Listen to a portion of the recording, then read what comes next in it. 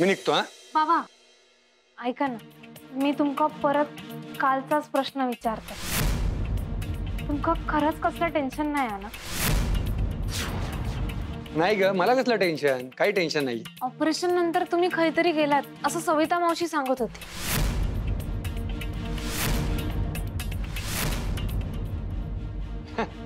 अगं नाही ग, मी ब्लड बँकेत होतो. सविता नर्सला कदाचित ते माहित नसेल, त्यामुळे त्यांनी तुला असं सांगितलं. पण चल आता मला खूपच उशीर होतोय. Bye bye.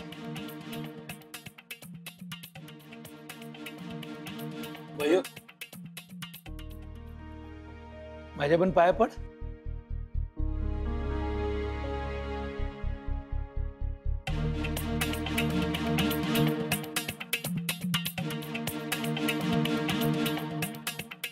बाबा माझ्यासाठी गुरुचं स्थान खूप मोठा. मी तुमच्या पाया पडले कारण तुम्ही मला जन्म दिलाय. गुरु म्हणाल नाही. माझ्या आयुष्यात फक्त दोनच गुरु, एक म्हणजे माझी आई आणि दुसरे म्हणजे डॉक्टर बाबा. मी इले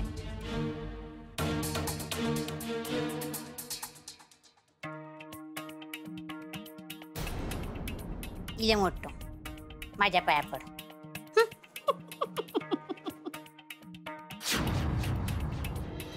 असं असेल तर तुम्ही कंप्लेंट करा, आम्ही त्याला अटक करू.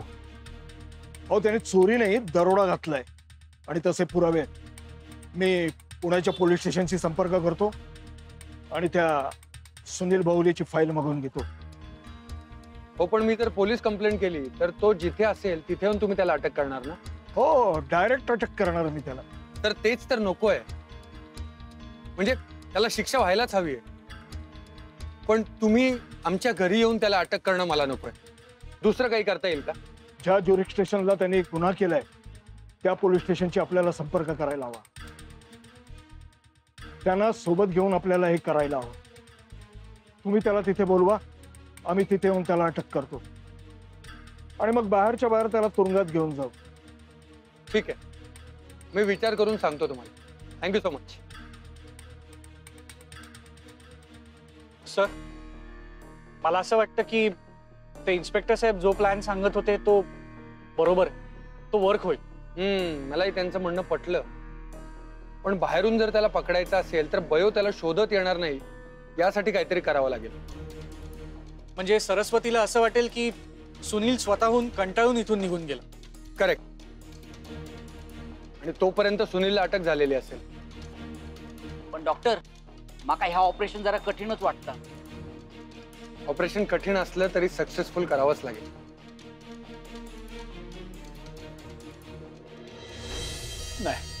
नाही नाही मी हैसर राहणार नाही आता. ए बाहुल्या काय करतस काय तू? आणि ह्या काय तुझा मध्येच जाताय जाताय जाताय जाताय. या बघ मी हैसर राहणार नाही म्हणजे नाही.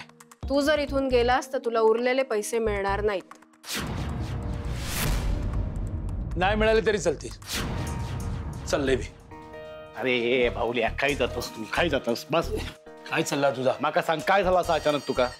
काय सांगू आता पुण्या पुणा काय? पुन्हा पुन्हा मागा ही रिस्क घेऊची ना. या म्हणजे पुन्हा शुभंकर पोलिसांका बोलवीत ना. आणि ह्या टायमात पोलीसला माका सोडूचे नाही. हा पण शुभंकर पुन्हा पोलिसांना का बोलवेल? तू काही मोठा गुन्हा केलायस का? मागा थांबायचंच नाही सर. तू बयो पण आता माझ्याबरोबर नीट वागत नाही. कारण त्या शुभंकराच्या पाया पडली आणि माका म्हणता कशी तुम्ही काय माझे गुरु नाही आहात. नाही माका नाही राहायचं. भाऊजी ठीक आहे जा, बिंदास जा. अहो वहिनीनू पण एक गोष्ट लक्षात ठेव, तू जर आता इथून गेलास तर तुला उरलेले पैसे तर मिळणार नाहीच.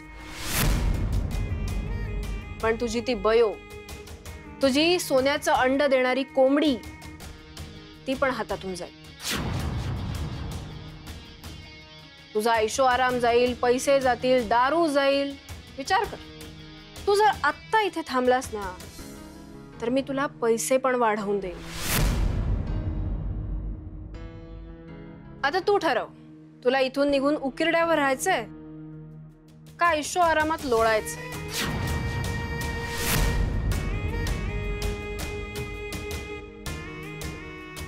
उकिरडा तर उकिरडा, पण थैसर पोलीस तर येणार नाही.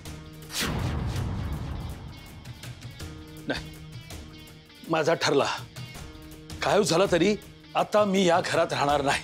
बस निघाले.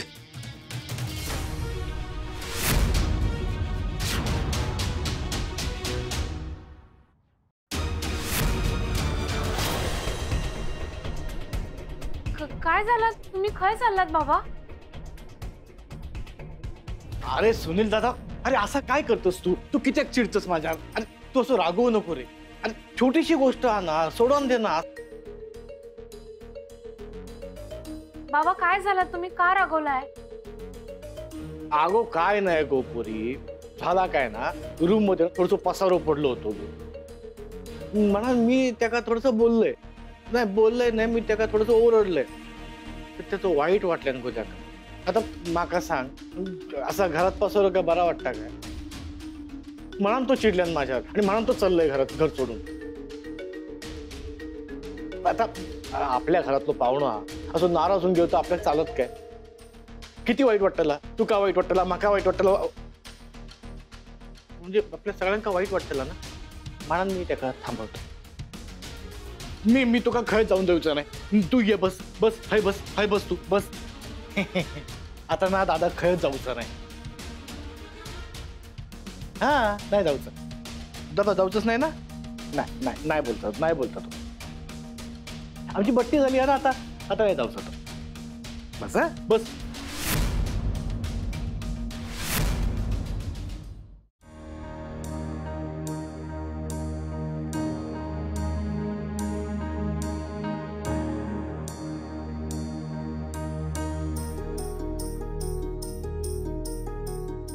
तू किती चिडतोस माझ्या? अरे तू असं रागवू नको रे.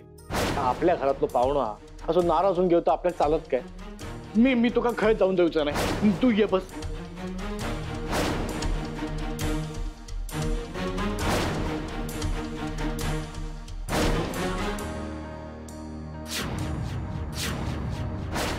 बयो, जेवणाचं डब्बा भरून ठेवलंय, जाताना घेऊन जा.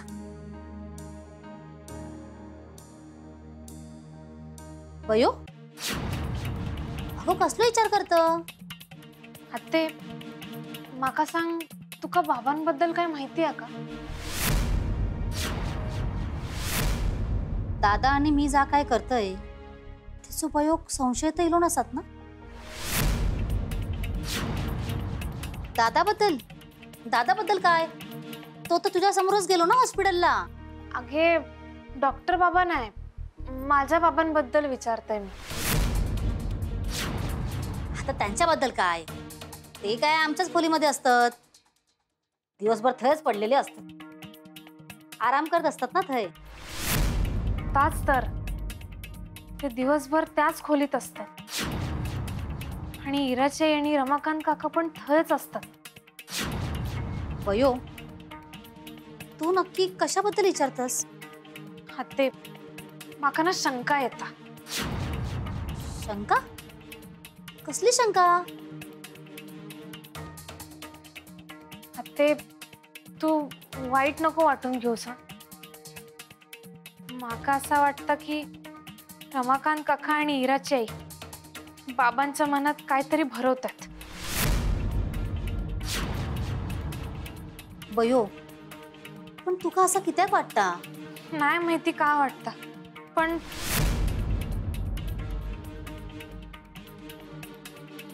जाऊ दे आत्ते, तू नको विचार करू.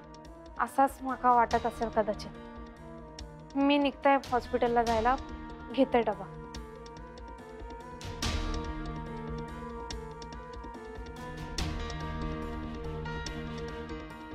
बयो बोलता ता खरा असात तर म्हणजे सुनीलला हय आणण्यात माझी बहिणी आणि आमच्या यांचं काय हात तर नसत ना.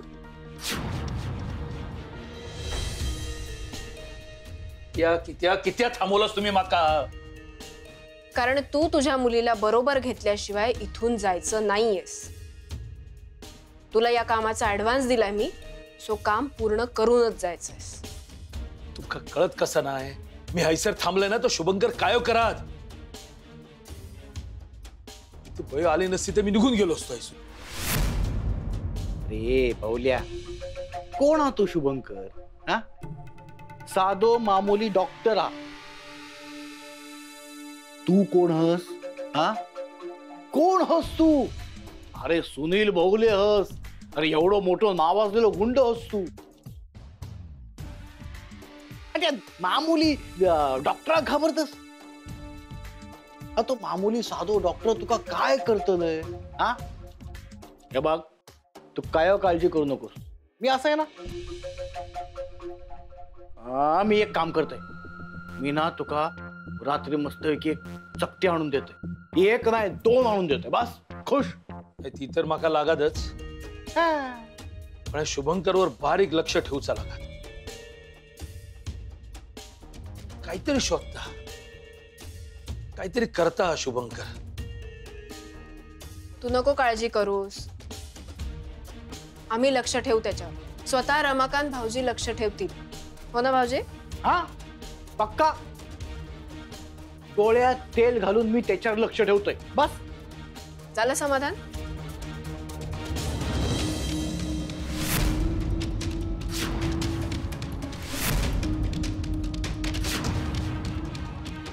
काय हवंय? माझं चार्जर घेऊ केलंय.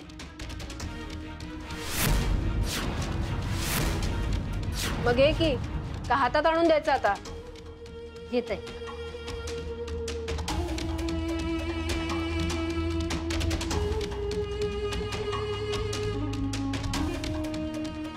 बयो खराच बोलत होती. ही तिघा सतत एकत्र असतात. आता बयोच्या मनात संशय इलो आप तर ती खरा कायदा शोधून काढीतच. पण सुनील बद्दल खरा कळला तर ती मनाने खचून जाईल आणि तिचा अभ्यास पण बाजूक राहतलो. जाऊ दे, त्यापेक्षा दादा त्याच्या मनात जा काय करताना ताच करू दे.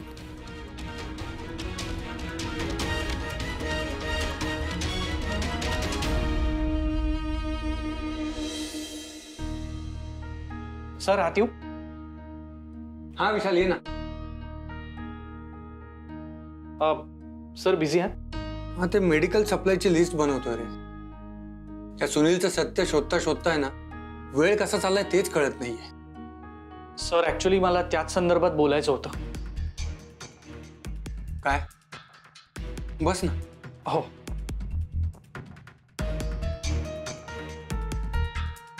सर, जे इन्स्पेक्टर आपल्याला भेटले होते ना, त्यांनी सुनील बद्दल सगळी माहिती काढली. सुनील बद्दल असंख्य छोट्या छोट्या चोऱ्या, मारामाऱ्या, भांडणं आणि इतरही अनेक गुन्हे दाखल. आणि सर, सगळ्यात महत्वाची गोष्ट, त्यांनी जी पुण्यातली पेढी फोडली आहे ना, तर त्या पुण्यातले इन्स्पेक्टर सुद्धा मुंबईत आले आणि त्यांना तुम्हाला भेटायचं. त्यांच्याकडून अजून डिटेल्स मिळतील आपल्याला. एक्झॅक्टली. आणि सर, ते आत्ता इथे तुम्हाला भेटायला येत आहे आणि तेच सांगायला मी इथे आलो. अरे पण विशाल, त्याने पुण्याची पेढी फोडली याचा आपल्याकडे काहीच पुरावा नाहीये.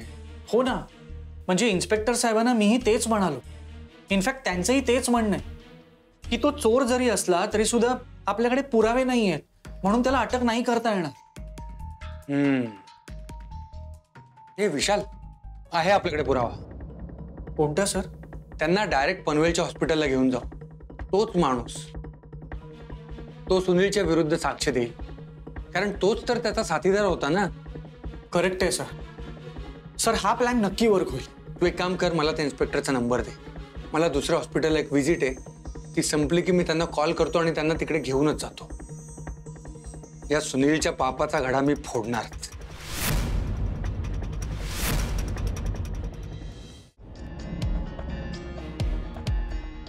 वॉर्ड नंबर 5 पाटील काकांची फाईल आहे.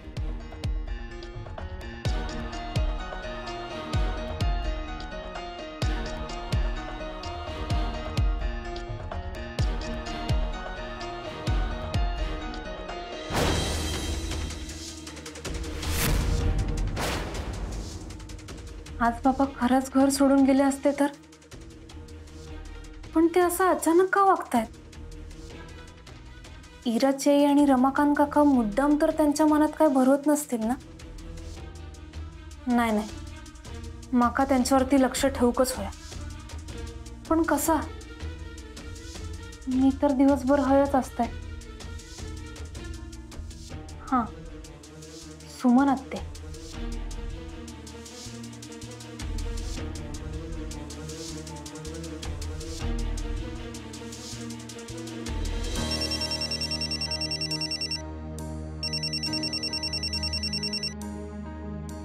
हॅलो, हा बयो बोल.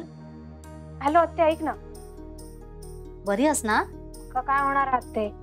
नाही म्हणजे असं कामात वेळ काढून फोन केलंस ना म्हणून विचारलंय. हा, ऐक ना, माझा एक काम आहे, तू करशील काय? बयो, काय झाला? आत्ते, बाबा म्हणजे सुनील बाबा, इराची आणि रमाकांत काका यांच्यावर जरा तू लक्ष ठेवशील काय? ती दोघं बाबांका किती वेळा भेटतात ना ह्याची जरा माहिती काढ.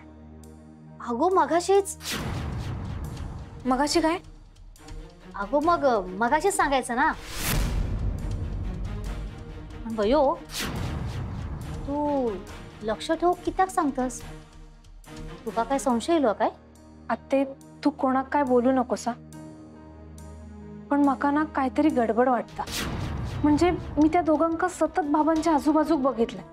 असं वाटतं की इराची आणि रमाकांत काका मुद्दाम डॉक्टर बाबा आणि बाबांच्यात गैरसमज निर्माण करण्याचा प्रयत्न करतात की काय, किंवा त्यांका बाबांका सुधरूनच द्यायचं नाही असा प्रयत्न करतायत असं वाटतं. आता मका सांग, मी बाहेर पडल्यावरती ते दोघं परत बाबांका भेटले होते काय?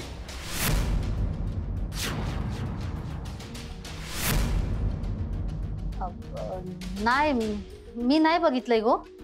बरं ठीक आहे, मी घरी गेल्यावरती बोलूया, पण तू लक्ष ठेव. हा, ठेवते.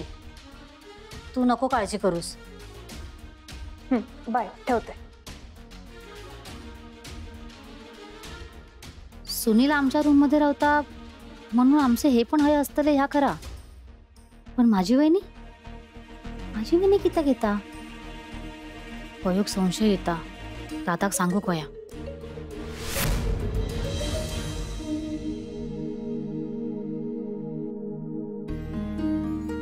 विशाल सर, ये. बरं झालं तू आलीस. त्या रिपोर्ट्स बघ. वॉर्ड नंबर 3 मधल्या पेशंटचे रिपोर्ट्स आहेत. शुभंकर सरांनी या रिपोर्ट्सनुसार त्यांची लाईन ऑफ ट्रीटमेंट चेंज केली आहे. सो तूही एकदा चेक.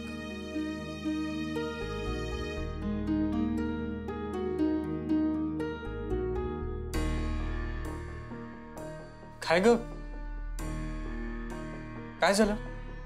सर, थोडा बोलायचा होता. अगं मग ते थोडं बसून बोललीस तरी चालणार आहे. ये बस. सर, माका 2 गोष्टींबद्दल बोलायचा होता. बोल ना. आज बाबा बॅग घेऊन घर सोडून चाललेले. काय? होय, रमाकांत काकांनीच त्यांना थांबवलं. पण सर, माका ना वेगळीच शंका येता. इराची आणि रमाकांत काका सतत बाबांसोबत असतात. म्हणजे गावी असताना बाबा आणि रमाकांत काका एकमेकांना ओळखत होते. पण इराची आई. सरस्वती, मला सांग, तुला नक्की काय म्हणायचंय? सर, माका असं वाटतं की इराची आई आणि रमाकांत काका मुद्दाम बाबांका सुधरू देत नाही. नाहीतर त्यांचा बाबांकडे काय काम असत ना. आणि माका असं वाटतं की तेच बाबा आणि डॉक्टर बाबांमध्ये तणाव निर्माण करायचा प्रयत्न करतात. ही शंका माका अस्वस्थ करता. हा विचार तर आम्ही सुद्धा केला नव्हता.